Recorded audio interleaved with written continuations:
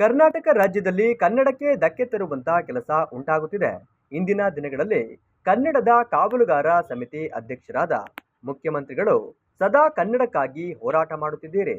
2023ರಲ್ಲಿ ಕರ್ನಾಟಕದ ಮಾನ್ಯ ಮುಖ್ಯಮಂತ್ರಿಗಳಾಗಿ ಕಡ್ಡಾಯವಾಗಿ ಕನ್ನಡ ನಾಮಫಲಕ ಅಳವಡಿಸುವ ಅಂಗಡಿಗಳಲ್ಲಿ ಕನ್ನಡ 60%, ಆಂಗ್ಲ ಭಾಷೆ 40% ಹಾಕದೆ 20% ಕನ್ನಡ ಆಂಗ್ಲ ಭಾಷೆಯನ್ನ 80% ಅಳವಡಿಸುತ್ತಿರುವ ಅಂಗಡಿಯ ಪ್ರಮಾಣ ಪತ್ರವನ್ನ ಸರ್ಕಾರದಿಂದ ರದ್ದುಗೊಳಿಸಿ ಅಂತವರ ಮೇಲೆ ಕಾನೂನು ಕ್ರಮವನ್ನ ತೆಗೆದುಕೊಳ್ಳಬೇಕು ಎಂದು ಕನ್ನಡ ಸೇನೆ ಜಿಲ್ಲಾಧ್ಯಕ್ಷರಾದ ಪಿಸಿ ರಾಜೇಗೌಡ ಹೇಳಿದರು. ಹಿಂದೆ ನಮ್ಮ ರಾಜ್ಯದ ಮುಖ್ಯಮಂತ್ರಿಗಳು ಮತ್ತು ಉಪಮುಖ್ಯಮಂತ್ರಿಗಳು ಈಗಾಗಲೇ 3 ವರ್ಷ ಆಗಿದೆ. ನಮಗೇನು ಅಂತಂದರೆ ಏನಿಲ್ಲಿ ಕನ್ನಡ ಮಾಯ ಹೋಗ್ತಾಯಿದ್ದು, ಮಾಯ ಆಗ್ತಾಯಿದ್ದು, ಈಗ ಮಾಯ ಆಗಬೇಕು ಅಂತೇಳಿ ಅವತ್ತಿಂದ ಅವರು ಒಂದು ಆದೇಶ ಹೊರಡಿಸಿದ್ರು. ಕನ್ನಡ 60%, ಆಂಗ್ಲ ಭಾಷೆ 40%. ಆದರೆ ಅದರ ವಿರುದ್ಧ ಅವರು ಆದೇಶ ಹೊರಡಿಸಿದ ನಂತರ ಎಲ್ಲ ಕನ್ನಡಪರ ಸಂಘಟನೆಗಳು ಹೋರಾಟ ಬರ್ತಲೇ ಇದ್ದೀವಿ. ಆದರೆ ಇವತ್ತಿನ ಒಬ್ಬರು ಮುಖ್ಯಮಂತ್ರಿಗಳು ಆದೇಶ ಮಾಡಿದಂಥದ್ದು ಅಧಿಕಾರಿಗಳು ಅವ್ರ ಮಾತಿಗೆ ಒಂದು ಕಿಮ್ಮತ್ತು ಕೊಡ್ತಾ ಇಲ್ಲ. ಆದ್ದರಿಂದ ಕೂಡಲೇ ಏನು ಆದೇಶ ಮಾಡಿದ್ದಾರೆ, ಅವರು ಹಿಂದೆ ಕಾವಲುಗಾರ ಸಮಿತಿ ಅಧ್ಯಕ್ಷರಾಗಿ ಕನ್ನಡದಲ್ಲೇ ಮಾತಾಡೋಂಥ ನಾವೆಲ್ಲ ಒಬ್ಬ ಹಿರಿಯರಾಗಿ ಅವ್ರನ್ನ ಭಾರಿ ಕನ್ನಡಿಗರು ಅವ್ರನ್ನ ಭಾರಿ ಪ್ರೀತಿಯಿಂದ ಕಾಣ್ತಾ ಇದ್ದೀವಿ.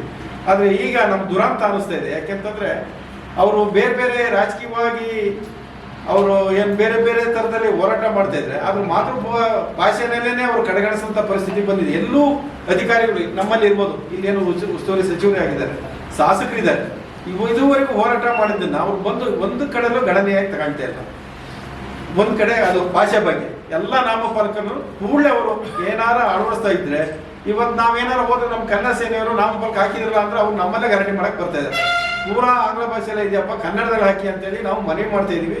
ಮೊನ್ನೆ ತುಂಬ ಕಡೆ ಇತ್ತು, ಹೋಗಿ ಎಲ್ಲ ಕಡೆ ಹೋಗಿ ಕನ್ನಡ ಸೇನೆ ಮನವಿ ಮಾಡ್ಕೊಂಡು ಬಂದು 1 ವಾರ ಗಡುವು ಕೊಟ್ಟಿದ್ದೀವಿ. ಅಂಥದ್ರಲ್ಲೂ ಅವರು ಅದಕ್ಕೂ ಕಿಮ್ಮತ್ತು ಕೊಡ್ತಾ ಇಲ್ಲ.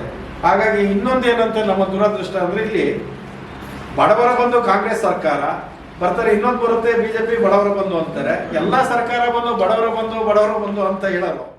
ಒಂದು ನಮ್ಮ ಆಸ್ಪತ್ರೆಯಲ್ಲಿ ಚಿಕ್ಕಮಗಳೂರು ನಗರದಲ್ಲಿ ಇರೋಂಥ ಒಂದು ಹೃದಯ ಹಾಸ್ಪಿಟ್ಲು ಈಗ ಒಬ್ರು ಹೋಗಿ ಸ್ಟ್ರೈಕ್ ಮಾಡೋಂಥ ಪರಿಸ್ಥಿತಿಗೆ ತಂದಿಟ್ಟಿದ್ದಾರೆ. ಇವು ನಿಜವಾಗ್ಲೂ ಅಧಿಕಾರಿಗಳು, ಉಸ್ತುವಾರಿ ಸಚಿವರು, MLAಗಳು ಎಲ್ಲಿ ಹೋಗ್ತಾ ಇದ್ದಾರೆ?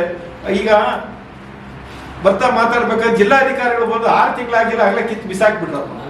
4 ತಿಂಗಳಾಗಿಲ್ಲ. ನಿಜವಾಗ್ಲೂ ಈ ನಮ್ಮ ಜಿಲ್ಲಾಧಿಕಾರಿಗಳು ಎಲ್ಲರೂ ಮನಗಂಡು ಕಾಣ್ತಾ ಇರೋಂಥ ಜಿಲ್ಲಾಧಿಕಾರಿ ಎತ್ತಂಗಡಿ ಮಾಡೋಕ್ಕೆ ಅವ್ರಿಗಿದೆ. ಇಲ್ಲಿ ರೋಗಿಗಳನ್ನ ಎತ್ತಂಗಡಿ ಒಳ್ಳೆ ಸರ್ಜನ್ ಡಾಕ್ಟರ್ಗಳು ಹಾಕಕ್ಕಿಲ್ವಾ? ಎಂತ ನಮ್ಮ ದುರದೃಷ್ಟ ಅಂತ ನಾವೆಲ್ಲ ನೀವೊಂಚೂರು ಗಮನಿಸಬೇಕಾಗಿದೆ. ಸುದ್ದಿಗೋಷ್ಠಿಯಲ್ಲಿ ಮಾತನಾಡಿದ ಅವರು, ಮಾನ್ಯ ಮುಖ್ಯಮಂತ್ರಿಗಳು ಹಾಗೂ ಉಪಮುಖ್ಯಮಂತ್ರಿಗಳು ಇದರ ಬಗ್ಗೆ 3 ವರ್ಷಗಳಿಂದ ಆದೇಶ ಹೊರಡಿಸಿದ್ದೀರಿ. ಆದರೆ ಕರ್ನಾಟಕದಲ್ಲಿ ಕನ್ನಡ ನಾಮಫಲಕ ಇನ್ನೂ ಬದಲಾಗಿಲ್ಲ. ಅದನ್ನ ನಿಮ್ಮ ಅಧಿಕಾರ ಅವಧಿಯಲ್ಲಿ ಕಡ್ಡಾಯಗೊಳಿಸಬೇಕು ಎಂದು ಒತ್ತಾಯಿಸಿದ್ದಾರೆ. ಕರ್ನಾಟಕದ ಎಲ್ಲಾ ಗಣ್ಯ ವ್ಯಕ್ತಿಗಳು ಕನ್ನಡ ನಾಮಫಲಕದ ಬಗ್ಗೆ ಗಮನ ಹರಿಸ್ತಿಲ್ಲ ಸರ್. ಮಾನ್ಯ ಮುಖ್ಯಮಂತ್ರಿಗಳು ಆದೇಶವನ್ನು ನೀಡಬೇಕು. ನಿಮ್ಮ ಆದೇಶ ಅಧಿಕಾರಿಗಳು ನಿಮ್ಮ ಮಾತಿಗೆ ಬೆಲೆ ಕೊಡುವಂತಿಲ್ಲ. ಅದರಿಂದ ನೀವುಗಳು ಕಟ್ಟುನಿಟ್ಟಿನ ಕ್ರಮ ಕೈಗೊಳ್ಳಬೇಕು. ಇಲ್ಲದಿದ್ದರೆ ಮುಂದಿನ ದಿನಗಳಲ್ಲಿ ಕನ್ನಡ ಸೇನೆ ವತಿಯಿಂದ ಕರ್ನಾಟಕ ರಾಜ್ಯದ ಪ್ರತಿ ಜಿಲ್ಲೆಯಲ್ಲೂ ಉಗ್ರ ಹೋರಾಟ ಮಾಡಲಾಗುತ್ತದೆ. ಹಾಗೆಯೇ ಕರ್ನಾಟಕದ ಆಂಗ್ಲ ಮಾಧ್ಯಮ ಶಾಲೆ ಕಾಲೇಜುಗಳಲ್ಲಿ ನಾಡಗೀತೆ ಕಡ್ಡಾಯಗೊಳಿಸಬೇಕು. ಶಾಲಾ ಕಾಲೇಜುಗಳಲ್ಲಿ ನಾಡಗೀತೆ ಕಡ್ಡಾಯಗೊಳಿಸದಿದ್ದರೆ ಅಂತ ಶಾಲಾ ಕಾಲೇಜು ಪ್ರಮಾಣ ಪತ್ರವನ್ನು ರದ್ದುಗೊಳಿಸಬೇಕು ಎಂದು ಇದರ ಬಗ್ಗೆ ಕಾನೂನು ಕ್ರಮ ಜಾರಿಗೊಳಿಸಬೇಕು ಅಂತ ತಮ್ಮಲ್ಲಿ ಕೋರಿಕೊಳ್ತೇವೆ ನಾವು ಮುಖ್ಯಮಂತ್ರಿಗಳಿಗೆ.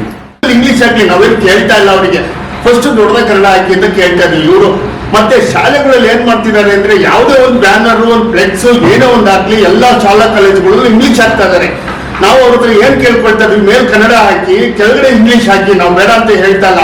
ಅದ್ರ ಬಗ್ಗೆ ಯಾರು ಇದು ಮಾಡ್ತಾ ಇಲ್ಲ. ಏನಕ್ಕೆ ಈ ರೀತಿ ಮಾಡ್ತಾರೆ? ನಮ್ಮ ರಾಜ್ಯದಲ್ಲಿ ಮಾತ್ರ ಈ ತರ, ಬೇರೆ ರಾಜ್ಯದಲ್ಲೆಲ್ಲ ಅಚ್ಚುಕಟ್ಟಾಗಿ ಅವ್ರ ಮಾತೃಭಾಷೆ ಅವ್ರವ್ರ ಇದಕ್ಕೆ ಅವರು ಕುಮ್ಮಕ್ಕು ಕೊಟ್ಟು ಅವರೊಂದು ಇದು ಮಾಡಿಕೊಂಡು ಅವರು ಕರೆಕ್ಟಾಗಿ. ನಮ್ಮ ಕರ್ನಾಟಕದಲ್ಲಿ ಈ ವ್ಯವಸ್ಥೆ ಆಗಿದೆ. ಯಾವುದೇ ಹೋಮ್ ಸ್ಟೇ ತಗೊಳ್ಳಿ, ರೆಸಾರ್ಟ್ಸ್ ತಗೊಳ್ಳಿ, ಎಲ್ಲ ಕಡೆ ಇಂಗ್ಲಿಷ್ ಹಂಗಾದ್ರೆ ಬರೀ ಇಂಗ್ಲಿಷರೇ ಬರೋದಾ? ಇಲ್ಲಿ ಕನ್ನಡದಲ್ಲಿ ಯಾರು ಇಲ್ಲಿ ಜೀವನ ಮಾಡ್ತಾ ಇಲ್ವಾ? ಹಾಗಾದ್ರೆ ಕನ್ನಡದಲ್ಲಿ ಯಾರು ಬಿಸ್ನೆಸ್ ಕೊಡ್ತಾ ಇಲ್ಲ ಇವರಿಗೆ?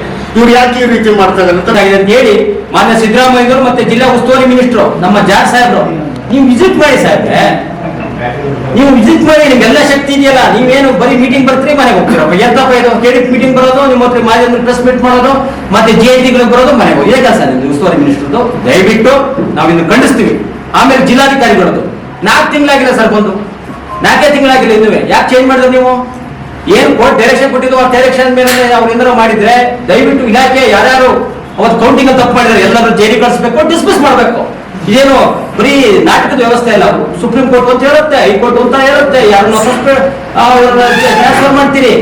ಅವ್ ಮೇಲೆ ಚುನಾವಣೆ ಉಸ್ತುವಾರಿಗಳಿಲ್ಲ, ಅವ್ರದ್ದು ಕೂಡ ಜವಾಬ್ದಾರಿ ಇದೆ. ಇಲ್ಲಿ ಬಿಜೆಪಿ ದಳ ಅನ್ನೋ ಪ್ರಶ್ನೆ ಇಲ್ಲ, ಕನ್ನಡ ಸೇನೆಗೆ ಪಕ್ಷ ಇಲ್ಲ. ಹಾಗಾಗಿ ನೀವ್ ಯಾರೇ ತಪ್ಪು ಮಾಡಿದ್ರು ಕೂಡ ತಪ್ಪು. ನಾವು 15 ಕೊಡ್ತಿದ್ವಿ. ನಾವ್ ಏನೇನು ಡಿಮ್ಯಾಂಡ್ಸ್ ಇದೆ ಹಾಸ್ಪಿಟಲ್, ನಾವು ಎಲ್ಲರೂ ಕೂಡ ಗೆಲುವು ಮಾಡ್ತಕ್ಕಂಥ ಕೆಲಸ ಕನ್ನಡ ಸೇನೆ ಮಾಡೇ ಮಾಡ್ತೀವಿ ಅಂತ ಹೇಳಿ ತಮ್ಮ ಮೂಲಕ ಹೇಳ್ತಾ ಇದೀವಿ. ನೀವು ನೋಡಬಾರ್ದು, ಹೋರಾಟಗಾರರಿಗೆ ತುಂಬಾ ಗೌರವ ಕೊಡಬೇಕು. ಇವತ್ತು ಏನಾಗಿದೆ ಅಂದ್ರೆ ಬಿಜೆಪಿ, ಕಾಂಗ್ರೆಸ್ ದಳ ಒಬ್ಬೊಬ್ಬರ ಪರ ಕೆಲಸ ಮಾಡುವಂತ ಆಗಿದೆ. ನೀವು ಇದೇ ತರ ಕನ್ನಡ ಪರ ಕೆಲಸ ಮಾಡಲಿಲ್ಲ ಅಂದ್ರೆ ಸ್ಥಳೀಯ ನಾಯಕರುಗಳು, MLAಗಳು ಮುಂದಿನ ದಿನದಲ್ಲಿ ನಾವು ಕೂಡ ಕನ್ನಡ ಹೋರಾಟ ಪರನ MLA ಕ್ಯಾಂಡಿಡೇಟ್ ಆಗ್ತೀವಿ ಅಂತ ಕೇಳ್ಕೊಳ್ತೀವಿ. ನಮ್ ಜೊತೆ ನೀವು ಕೈ ಜೋಡಿಸ್ತಾ ಇಲ್ಲ, ನೀವು ನಮ್ಮನ್ನ ಕೇವಲ ನೋಡ್ತಾ ಇದ್ದೀರಿ ಈ ಸ್ಥಳೀಯ ಅಂತ ಗೆದ್ದಂತ MLA ನಾಯಕರು. ಮತ್ತೆ ಎರಡನೇದು ಏನಂದ್ರೆ ಪ್ರತಿಯೊಂದು ಕನ್ನಡದಲ್ಲಿ ನೀವು ಪ್ರತಿಯೊಂದು ದೇವ ಮಂದಿರಗಳಲ್ಲಿ ಕನ್ನಡದಲ್ಲಿ ಪ್ರಾರ್ಥನೆ ಮಾಡುವಂತದ್ದು, ಪ್ರತಿಯೊಂದು ಚರ್ಚ್ಗಳಲ್ಲಿ, ಮಸೀದಿಗಳಲ್ಲಿ, ದೇವಸ್ಥಾನಗಳಲ್ಲಿ ಆಗಬೇಕು. ಇದು ನಮ್ಮ ಆದೇಶ ಇದೆ. ಸುದ್ದಿಗೋಷ್ಠಿಯಲ್ಲಿ ಹುಣಸೆ ಮಕ್ಕಿ ಲಕ್ಷ್ಮಣ್, ಜಯಪ್ರಕಾಶ್, ಸತೀಶ್ ಕಲ್ದೊಡ್ಡಿ, ಜಗದೀಶ್ ಮರೆಬೈಲು ಉಪಸ್ಥಿತರಿದ್ದರು.